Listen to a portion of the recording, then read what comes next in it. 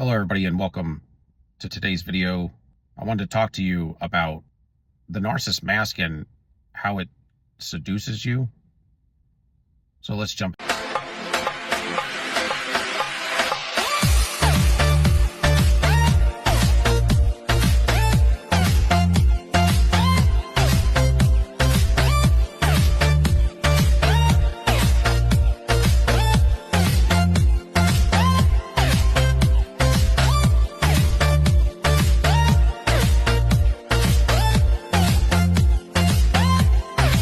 So the mask is the false self. The false self comes about by the narcissist realizing that they can get over on individuals by faking. They learn to put on the right mannerisms. They learn to put on the right smirks and smiles by looking at individuals that are doing it rightfully so. They're doing it a lot of times authentically. So what the narcissist looks for when they're younger is somebody who puts it on in an authentic way, because they like to people watch. And they like to people watch because they are able to increase the worth of the way their craft looks. They're working on their own craft. Now, this is kind of something that is a little bit unconscious, but they people watch because they're looking for people that can authentically convince others to do things. Most of the time, they're going to be in authenticism, because authenticism is what works. But what the narcissist isn't is authentic. They're not authentic at all. But they want to draw off true authenticism so that they can make it look real. So when they people watch, they will look for people that are authentically having conversations, and the way they move and the way they look and the way they can maybe copy some of those movements. If they move their hand like this and it's convincing and it takes away from what they're doing up here because they're maneuvering over here, or the way that they're moving their eyes or their face, a lot of times the narcissist will do things and use maneuvers and movements that will kind of catch you off guard a little bit. Smiles and smirks, and it talks in the Bible about this. The way that evil people will use their hands to talk, or they will wink and do all these different smirks and things because they catch you off guard in dealing with the narrative. And then when you catch back onto the narrative, you're a little bit confused. And the narcissist is from the seed line of the enemy. At this point, whatever is housed inside them contains the dark energy related to the enemy, the fallen ones, the fallen angels, and their prodigy. So what they do, these things may seem like they come natural, but nothing comes natural. Everything is an orchestration of the spirit that manifests in the flesh. But it manifests in the flesh based on aura that you put out, and that aura that you put out is either going to be positive or negative. It's going to be either godly or of a sinful nature. And when you start to walk in, and where you spend your time is going to be along the lines of a sinful nature. What you're going to find is if you're walking down a sinful path, then you're going to be enticed down the path of the sinful, which is going to be a way of thinking that you're going to start to resonate with. You're going to resonate with the people more genuinely evil, literature that's going to be more evil, more based on violence, or whatever the genre. It's not going to matter. It's going to be based on a fallen situation more than something that's uplifting or godly. Music, movies, and everything. Your whole nature is going to start to bend that way.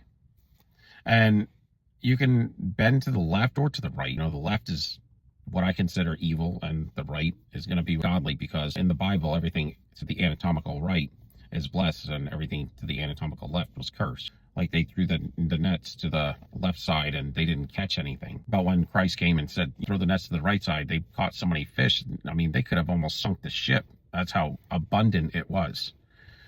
And they would bless with the right hand. They would talk about the goats to the left and the sheep to the right. And the left eye is known for being sinister. Right even means right. And the enemy got stuck with whatever was left, the garbage. And it would talk about just different things. Even in the Middle East, they eat with their right hand in antiquity, and they would wipe their butt with their left hand. The sun would rise on the anatomical right side of the earth, and it would set on the left side, the west side.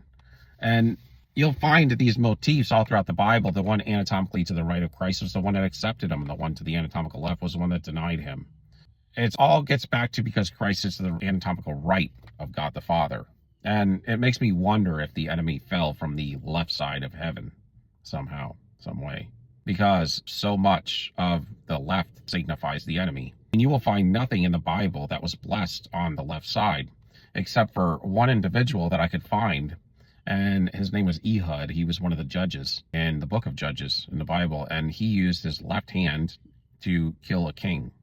And what you will find when you look deeper into that narrative, you will find that the only reason he used his left hand was because his right hand was feeble.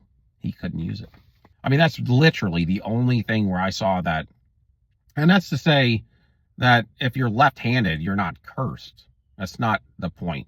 It's just a motif based on symbolism of what you see generally in the world today. You're going to see that because this is a fallen system, left-handed people are more of the higher echelon in society, and they're the rulership that we find. You're going to find that the left eye is the eye on the dollar bill based on the eyebrow. And there's several things that go with that. And I've thought about several things. Left is loose and right is tight. We used to say that when we were kids, lefty loosey, righty tighty. And it has to do with screw. You're going to tighten the screw, but you want to be tight with God. You want to be righty tighty. Everything gets back to Christ or the enemy, and you don't want to be loose. And even they used to talk about people they got around. It's not a good term. It's never been a good term, but you'll find this narrative throughout the whole world in every which way you look at it. That's why the mark of the beast spoken of in a word was going to come into the right hand or the forehead, because it's to mock God or mock Christ. But he's not going to put it in the left hand. But if you had an amputated right hand, then instead of putting it in the left hand, it's going in your forehead. And that's to say it's not going in my hand. So these are interesting things that happened to come across at some point, and it just really continues.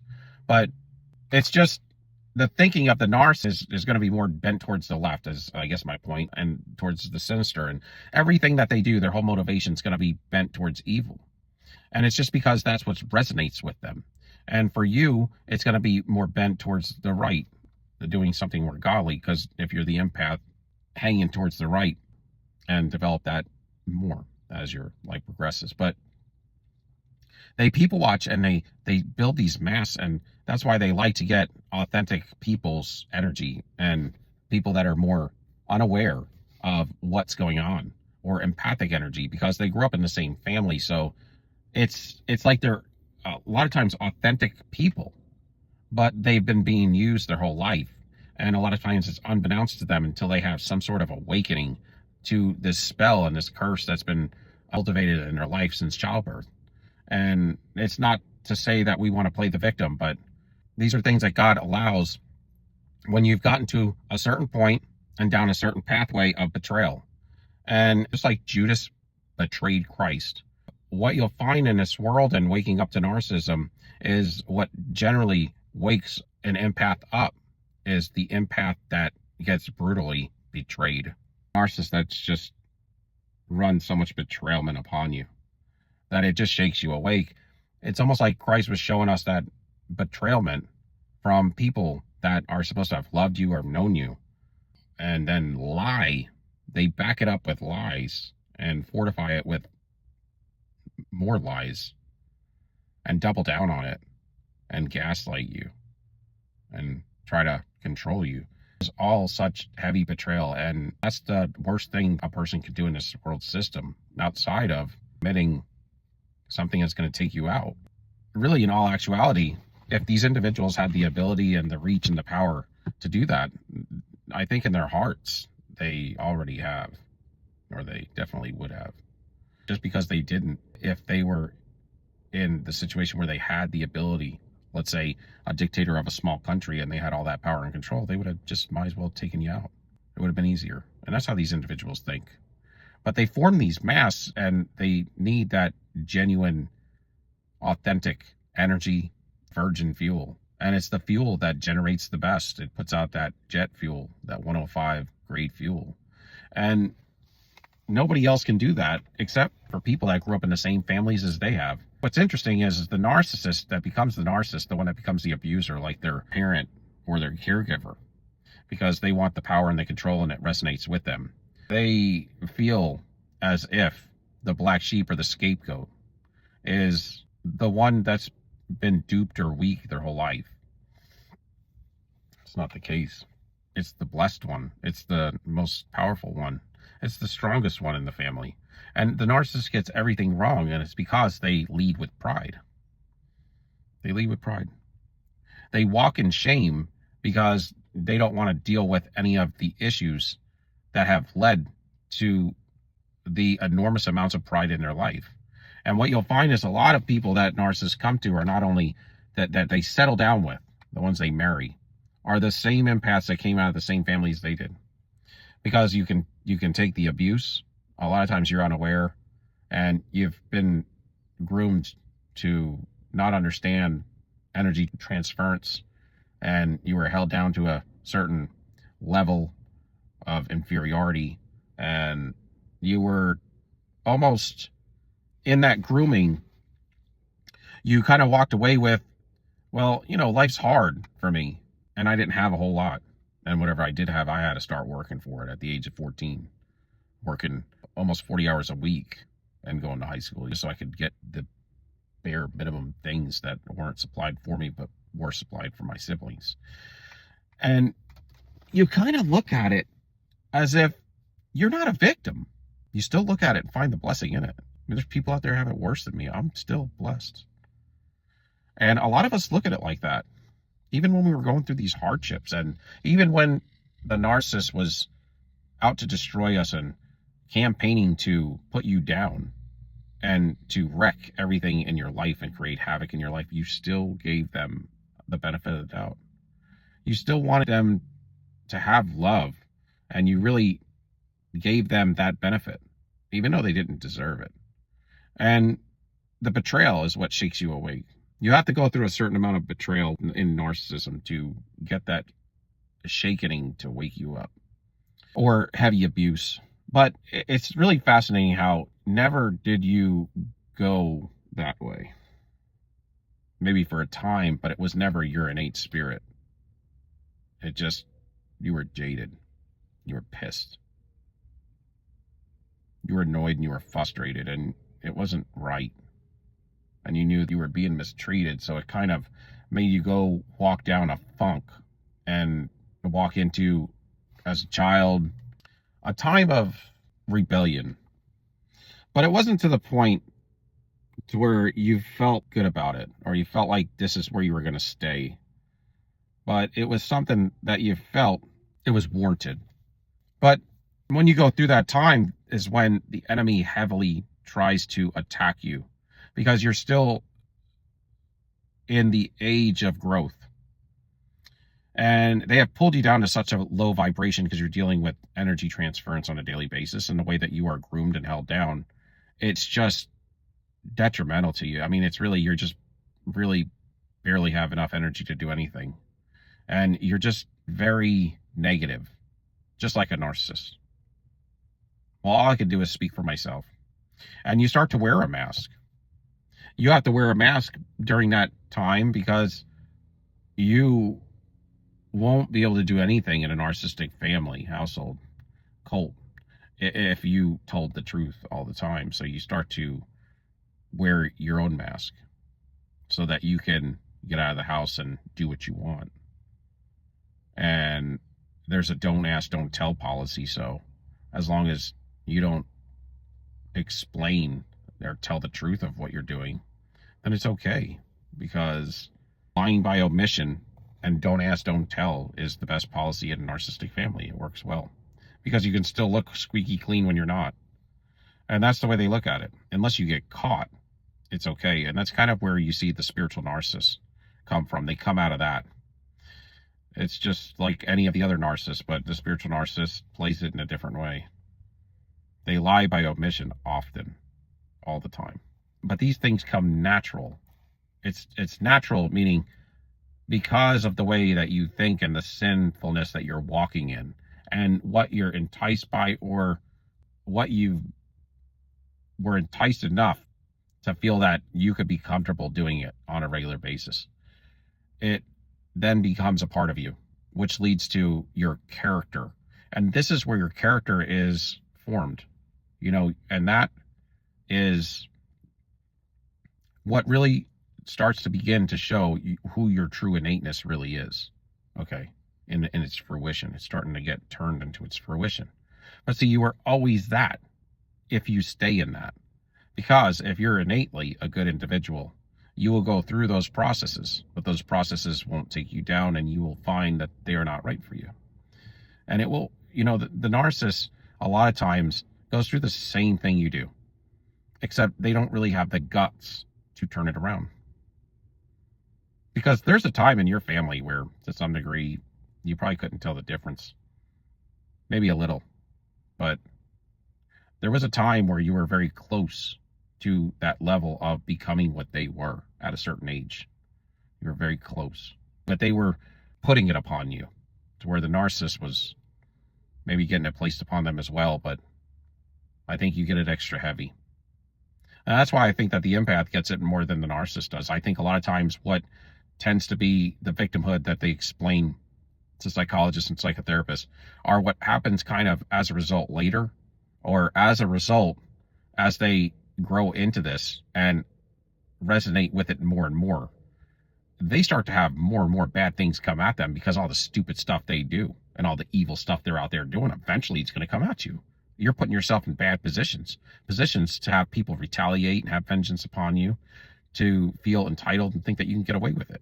To where when the empath goes through this worst period of their time in their life, where they're tested, they're put through the fire, so to speak, they don't really fall to it because they have the fear of the Lord in their heart, and it comes from their innateness. They just know that it's wrong, and they really didn't want to walk down that path anyway. But because of all the pressures and all of the burdens that the family put on their life, you have to do things out of survival. To where the narcissist did it and resonated with it. And when they resonated with it, they actually dove into it to learn how to act, learn how to scheme, and learn how to hide better, to be less vulnerable, to be not vulnerable at all, and have full protection. How can I build full protection? This is what the narcissist thinks. How can I build full protection over my life so I'm completely secure and independent? And that's not the case at all. But what they do is, this is where you find people that are gangsters. What do? They are narcissists. And they're trying to form complete independence by what? Having dirty, grimy people around them that will supposedly protect them, but they're usually the ones that do them in. They end up hanging out with street people and prostitutes and people like that, and they end up dating them. Why? Because that's what they're around. But they'll have all of the pleasures of life, and they'll have all the protection that comes with it. And it's a big old lie. So then you find that they start to have power and control. And so if they're dealing illegal things, right, that get people addicted, then they become a pusher. And when you become a pusher, then you have power control over people. So you could tell them what to do, and they'll do it for you for some of that illegal stuff, right? And then you also, they buy big weapons, and they feel like they have protection because they have all these weapons, but then these weapons end up getting used against them, and the fiends end up coming to get them because they're the plug. Or they know they have money, and then they flash the money, being flashy all the time because they can't help themselves. A pleasure of life, right? And so they are duped into believing they have all this protection, no vulnerability, because they tell nobody anything true, because they don't want them to see behind the mask, you see? And all along, they're almost digging their own grave, because this is the most vicious type of lifestyle you could build around yourself. Typically, a gangster is going to go after another gangster. They're not going to go after the civilian. So who's more at risk?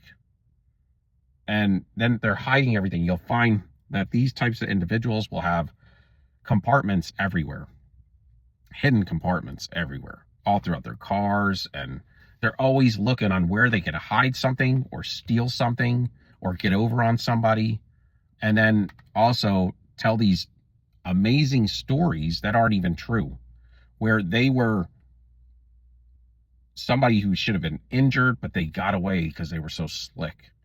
They couldn't catch me because I'm so smart.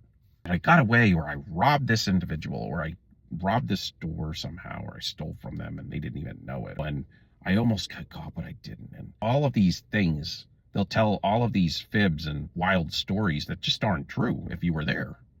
And if you grew up in a narcissistic family, you know this. And what's interesting is when you grow up in the family with these individuals, then you know they're nothing. It's just because you know their whole life. But what's interesting is when an outsider, for instance, you meet the narcissist female, and they're telling you all these crazy stories, or how they were a victim, or how they got away with things, or how they were a champion at this, or they got this degree and that degree. You're believing it.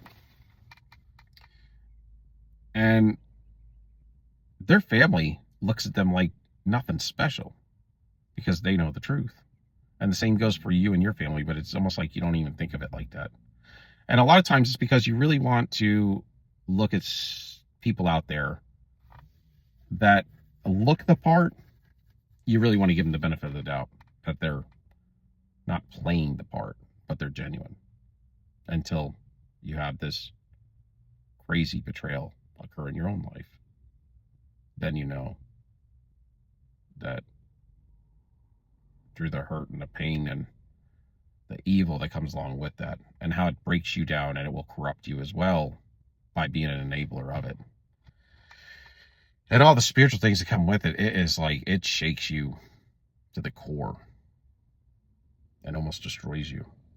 You start to see things from a different angle. And that's why whenever you're going through something and you just can't make amends with it, or you can't find a way to give this person forgiveness for the way that they treated you, you know, you have to search it out, because there's always an angle that is going to be a righteous way of looking at it, to where it will make sense to you, to let it go, to do it the right way, to pick up the pieces and know that God will begin to invest in you, not the way that he was investing in you before, but now that you're awoke to the stuff, your investment from the Lord will come tenfold now, because now you're more authentic and true to him, and you're not giving up, and you're not going to be powerless to this, and you're not going to give in to this again, that you're going to see the spiritual warfare and know what it's about. You're going to know what it looks like. You're going to know the flags, and you're going to turn this evil away. So you can't look at it like, you know, they almost destroyed me and now I have nothing. But you got to look at it like, you know, God now is going to, because now you are being real with him and seeing life from the way that he wants you to see it, because you broke this curse.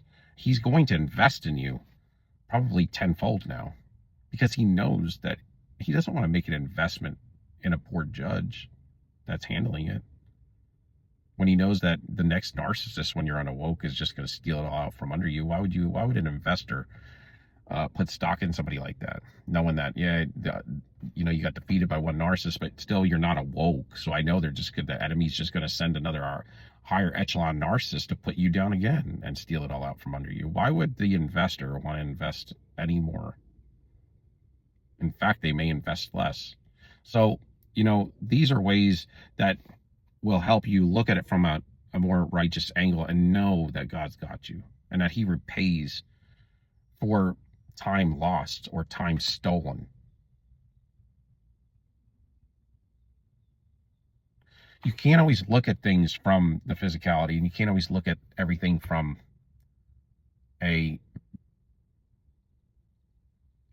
just a thought coming from regular old humanity, but you got to see it from God's standpoint.